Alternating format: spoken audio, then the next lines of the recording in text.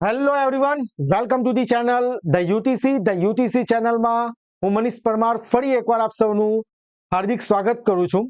આશા રાખું કે additional assistant engineer electrical class 3 એક્ઝામની તમારી તૈયારી ખૂબ જ સારી રીતે 100% ડેડિકેશન સાથે અને એકદમ પરફેક્ટ ડાયરેક્શનમાં થઈ રહી હોય.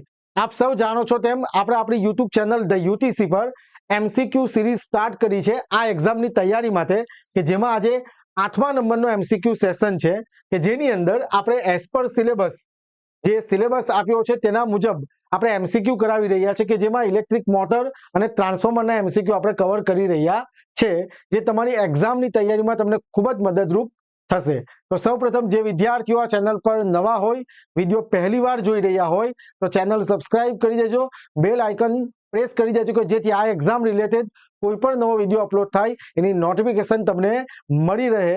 અને આપણે કોમન વોટ્સએપ ગ્રુપ બનાવેલું છે આ એક્ઝામની તૈયારી માટે તેમજ અપડેટ માટે, તો એની લિંક પણ ડિસ્ક્રિપ્શનમાં છે, ત્યાંથી તમે વોટ્સએપ ગ્રુપ જરૂરથી જોઈન કરી લેજો. અને સૌથી ઇમ્પોર્ટન્ટ વસ્તુ, જે વિદ્યાર્થીઓ એક્ઝામની તૈયારી કરી રહ્યા છે અથવા તો કરવા માંગે છે એવા વિદ્યાર્થીઓ માટે ધ યુટીસી એપ્લિકેશન ઉપર અર્જુન બેચ અવેલેબલ છે, કે જેમાં તમને પાર્ટ એ અને પાર્ટ બી એમ 210 માર્ક્સની સંપૂર્ણ તૈયારી 4,999 રૂપિયામાં, અને માત્ર જે વિદ્યાર્થીઓ પાર્ટ બી ની તૈયારી કરવા માંગે છે એટલે કે 150 માર્ક્સની તૈયારી કરવા માંગે છે તેવા વિદ્યાર્થીઓ માટે કોર્સની ફી છે 3,999 રૂપિયા. ન્યૂલી રેકોર્ડેડ કોર્સ છે, ઘણા વિદ્યાર્થીઓ એનરોલ કરી ચૂક્યા છે જેમના રિસ્પોન્સ ખૂબ જ સારા છે. અને આ કોર્સમાં તમે દરેક લેક્ચરની પીડીએફ તમે તમારા મોબાઈલમાં ડાઉનલોડ કરી શકશો. આ જ કોર્સમાં તમને ટેસ્ટ સિરીઝ પણ પ્રોવાઈડ કરાવી દેવામાં આવશે. ઓકે, તમારે એનરોલ કરવા પહેલા ડેમો લેક્ચર પણ તમે જોઈ શકો એપ્લિકેશનમાં. ડેમો લેક્ચર જોયા પછી તમે આ કોર્સને એનરોલ કરી શકો. ઓકે, અને વધારે માહિતી માટે અમારો મોબાઈલ નંબર 6354999091 પર તમે અમને કોલ કરી શકો. ઓકે, તો હવે આવી આપણા એમસીક્યુ સેશન ઉપર 71 નંબરનો MCQ, the primary and secondary of transformer are ખાલી જગ્યા કપલ્ડ બટ ખાલી જગ્યા કનેક્ટેડ. ઓકે, 4 ઓપ્શન આપેલા છે: magnetically, not electrically, electrically not magnetically, magnetically also magnetically, electrically also electrically. Okay, હવે ટ્રાન્સફોર્મરનું વર્કિંગ પ્રિન્સિપલ તમને આઈડિયા હશે જ, જેમ કે જેમાં આપણે ટ્રાન્સફોર્મર કોડ આ રીતના. ઓકે, અહીંયા winding, high voltage winding, low voltage વાઇન્ડિંગના આધારે આપણે એ સ્ટેપ અપ વોલ્ટેજ ટ્રાન્સફોર્મર છે કે સ્ટેપ ડાઉન ટ્રાન્સફોર્મર છે એના મુજબ આપણે 3 સ્ટેપ્સ આવશે. પણ જસ્ટ તમને આ ક્વેશ્ચન માટે સમજાવું, જે પ્રાઇમરી અને સેકન્ડરી વાઇન્ડિંગ.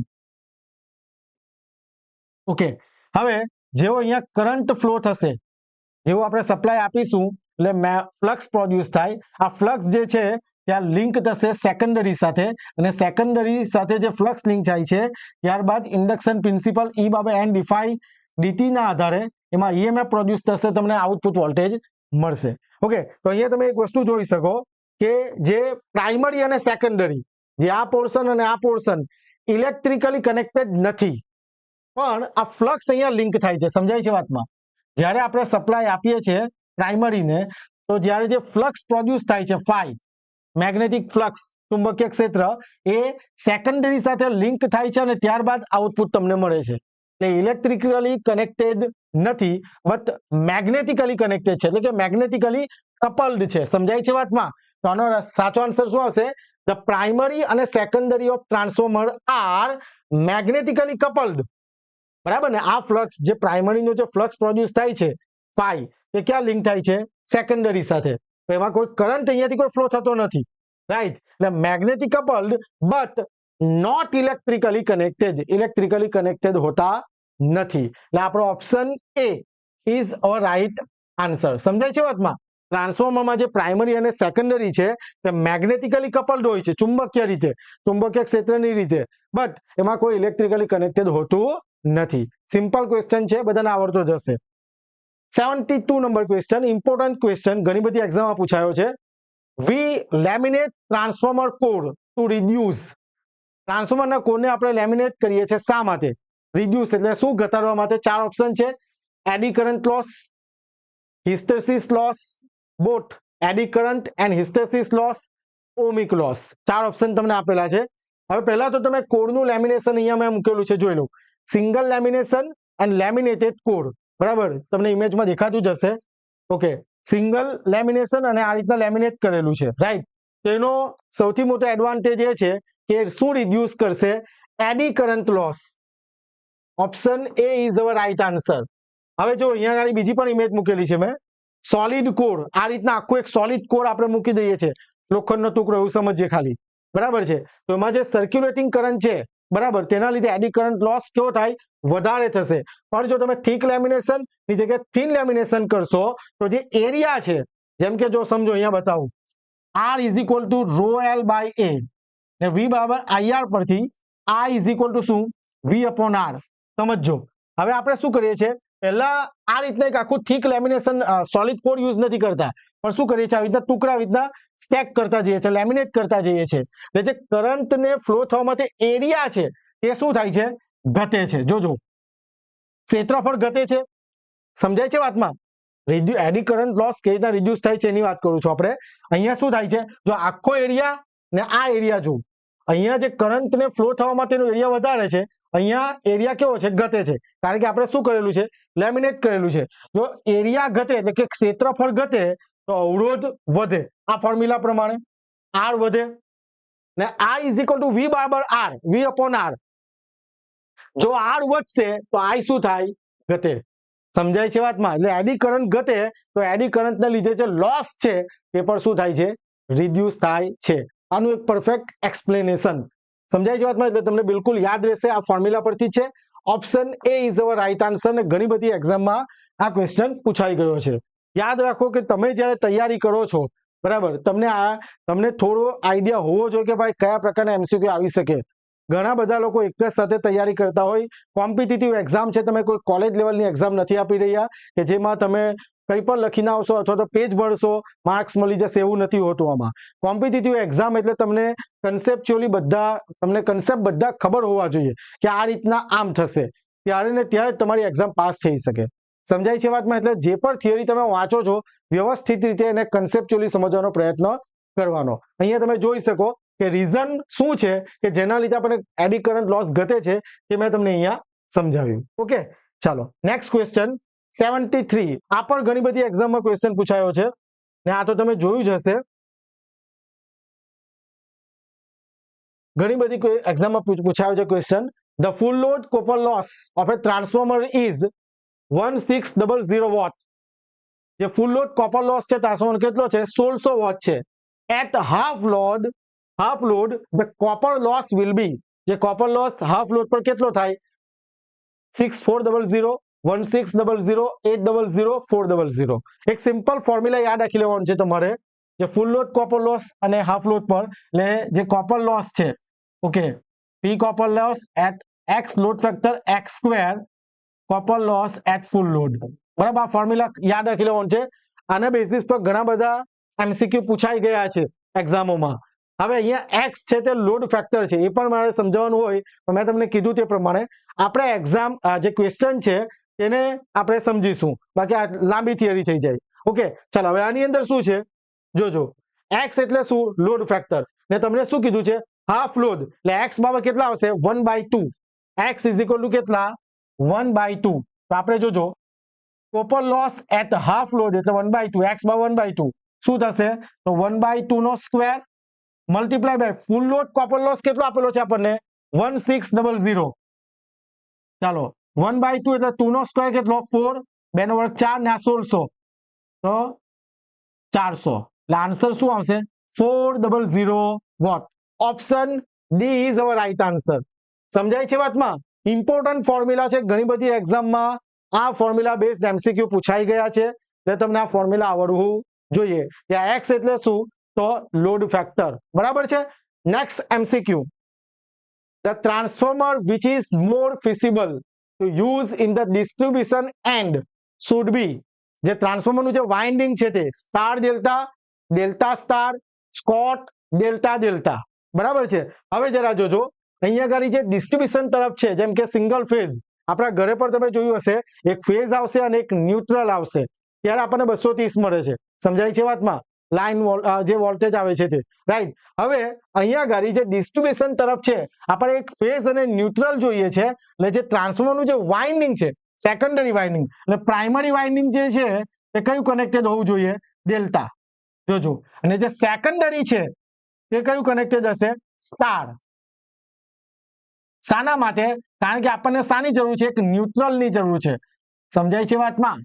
ખ્યાલ આવે વાતમાં? ડેલ્ટા અને સ્ટાર. આ પણ ઘણી બધી એક્ઝામમાં ક્વેશ્ચન પૂછાઈ ગયો છે કે જે ડિસ્ટ્રીબ્યુશન તરફ છે તે ટ્રાન્સફોર્મરનું કયું વાઇન્ડિંગ ફિઝિબલ છે? તો કયું? Delta to star. શાના માટે? આપણને એક ન્યુટ્રલ જોઈએ છે, બરાબર છે? સમજાય છે વાતમાં? ન્યુટ્રલ, જે એક ફેઝ અને ન્યુટ્રલ, એટલે તમને તમારા ઘરે જે વોલ્ટેજ મળે છે તે. એના સિવાય પણ ઘણા બધા રીઝન છે, પણ આપણને જે હમણાં જરૂરી છે તે મેં તમને સમજાવ્યું. તો option B delta to star is our right answer. Next question, which of the following loss varies with the load? Hysteresis loss, eddy current loss, copper loss, core loss. Okay, તો ચાર ઓપ્શન તમને આપેલા છે, જે નીચેનામાંથી એવું કહે છે કે લોડ સાથે કયો લોસ વેરી થશે. તો યાદ રાખો, જે કોપર લોસ છે એ depend on current flowing through the winding. જે વાઇન્ડિંગમાંથી કરંટ ફ્લો થાય છે એના પર ડિપેન્ડ કરશે. Which is very with load. જેટલો લોડ તમે વેરી કરતા જશો, વધારશો ઘટાડશો, તેમ તેમ વાઇન્ડિંગમાંથી ફ્લો થતો કરંટ વેરી થતો જશે. એનો મતલબ કે જે કોપર લોસ છે તે વાઇન્ડિંગમાંથી ફ્લો થતા કરંટ પર ડિપેન્ડ કરે, અને કરંટ જે ફ્લો થાય છે તે કોના પર ડિપેન્ડ કરે છે? લોડ પર ડિપેન્ડ કરે. એટલે કોપર લોસ લોડ સાથે વેરી થશે. Which of the following loss varies with the load. જે લોડ સાથે એટલે વધારો ઘટાડો, તો એના મુજબ જે વેરી થતો લોસ છે તે કયો લોસ છે? Copper loss. Option C is our right answer. Next question, material commonly used in making transformer core is. ચાર ઓપ્શન આપેલા છે: cast iron, mild steel, high silicon steel, high carbon steel. તો આનો સાચો જવાબ આવશે high silicon steel. Option C. હવે જો આની અંદર તમને રીઝન બતાવું.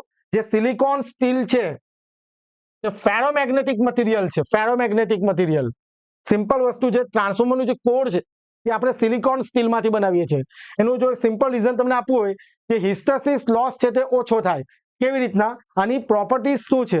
જે સિલિકોન સ્ટીલ જે છે, સિલિકોન સ્ટીલ એ ફેરોમેગ્નેટિક મટીરિયલ છે, બરાબર. એની પ્રોપર્ટી શું છે કે સપ્લાય ધારો કે આપીએ, જેમ કે જોજો